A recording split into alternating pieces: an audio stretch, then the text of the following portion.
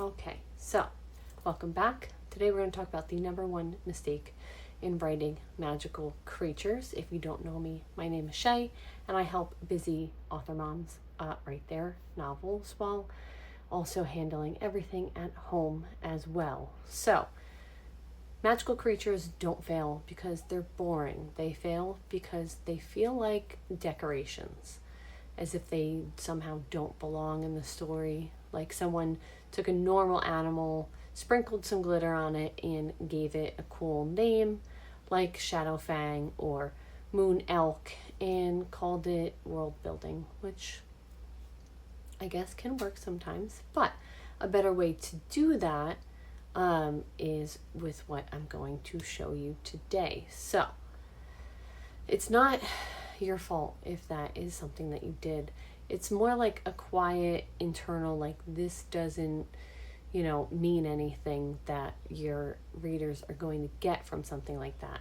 And we're going to fix it, because there is one mistake that quietly ruins most magical creatures in fantasy and paranormal romance. And once you see it, you cannot unsee it. So let's talk about the real reason that your creatures might not be landing and how to fix it without overcomplicating it, and not overcomplicating your entire world. Okay, so here it is. The biggest mistake that writers make in designing magical creatures that do not affect the story in any meaningful way. Let that sit for a second. If you removed the creature from the book, does anything actually change? If the answer is no or not really, then you don't have a creature. You have a set dressing. A magical creature should not just exist in your world. It should pressure your world. It should force choices. It should create cost. It should shape culture, fear, religion, politics, survival, or desire. If it does not do at least one of those things, it is not pulling its weight. And readers will subconsciously downgrade your entire story because of it. Not fair, but very real. And why this happens? So this mistake usually comes from one of two places. First, writers fall in love with vibes. The kinds, glow deer that appears only under broken moon or full moons. Beautiful. But what do they do? Do people hunt them, fear them, worship them, use them in magic systems? Are they dangerous? Are they currency? Or are they just wandering aesthetic sadness in the forest? Second, writers treat magical creatures like Pokemon entries instead of forces of consequence. So we get lore, appearance, powers, but no disruption. So no ripple effect. And without ripple, there is no story. Gravity. So what strong magical creatures actually do? That is the question. So let's reframe this in a way that actually helps you write. A strong magical creature does at least one of these things. It changes survival. It changes belief. It changes power.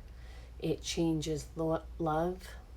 Not in theory, but in the plot. So, for example, if your world has forest spirits that steal memories, then relationships become unstable.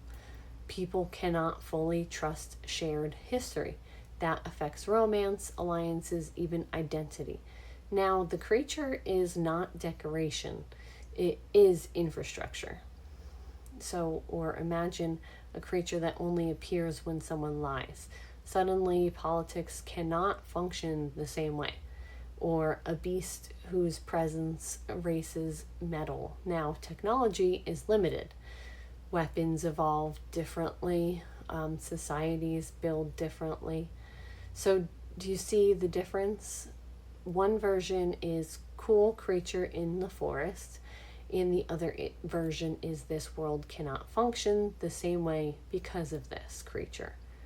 And that second version is what readers remember. And that's what we all want. So how to fix your existing creatures is the main question. So if you already have creatures in your draft, don't panic and start deleting everything. Instead, do this simple rewrite pass. So ask 3 questions. What does this creature take away? What does this creature demand? And what does this creature force people to change?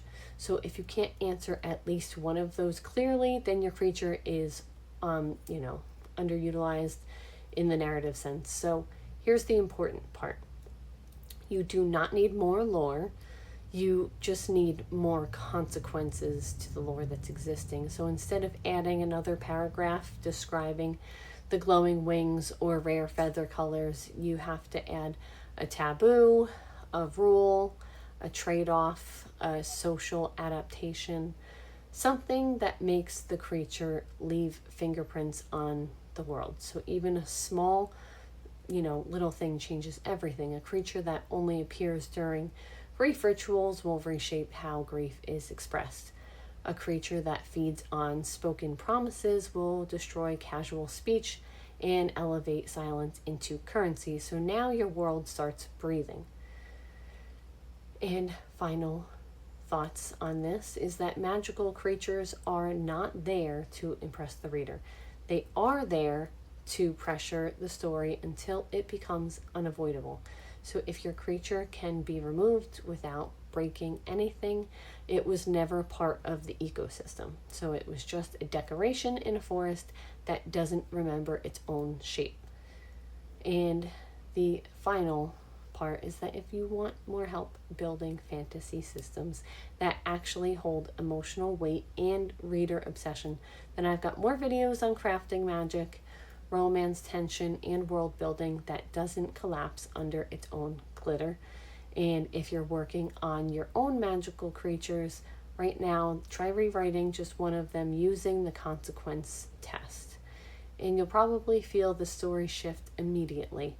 Not louder, but stronger, like the world finally learned how to breathe properly. So see you in the next video. Thank you for watching.